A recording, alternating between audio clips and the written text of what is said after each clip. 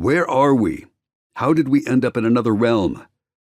Lazar spun in a circle, gaping at the vast unknown. Impossible. Lazar's blood boiled in his veins. Anxiety and rage burned in his stomach, but the fury was the first to explode from him. The ground trembled and the sky grew so dark he could no longer see mist or the trail of smoke she left in her wake. "Lord, I beg of you, calm your mind." His guardian sounded far away, though he clutched Lazar by his shoulders, his mouth only inches from his own. But he could only hear the pounding of his panicked heart. Feelings he'd never experienced bombarded him with the myriad of changes he'd been shoved into head first. The intense heat of this new world was 10 times what he'd been used to, the overwhelming smells almost offending his heightened senses. "Lord," Alexander's calm voice pulled him from under the continuous waves of dismay.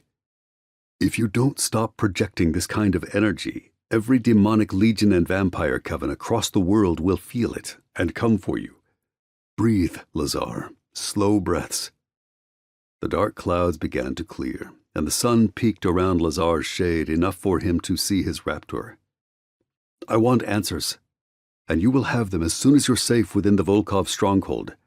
Alexander didn't wait for Lazar. His guardian gripped his wrist to get him moving. Gods, was everything he'd been told a lie? But why? He was a quiet, modest lord who never used the powers bestowed on him for evil.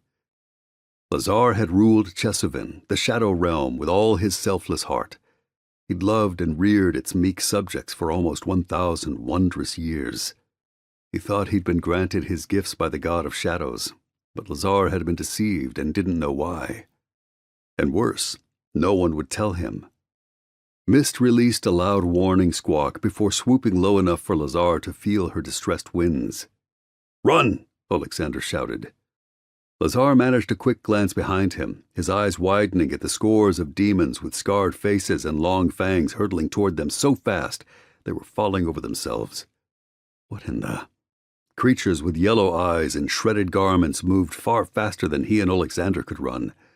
But it was the woman in the blood-red cloak, trailing behind, hovering off the ground, who almost made Lazar stumble over his feet. He'd never seen such evil. "We're almost there." Lazar didn't know where there was. Nothing was before them except chest-high bushes and dense trees with sharp needles protruding from their narrow branches. The sounds of the snarling beasts chasing them grew closer, making fear unfurl in his chest. He'd never hurt anyone, yet he was fleeing for his life. "Just a few more feet, Lord. No demon or vampire would dare enter the Volkov lands," Alexander panted. "There, we'll find the Vampire King and the Titan of the West Wind. You'll be safe. I hope."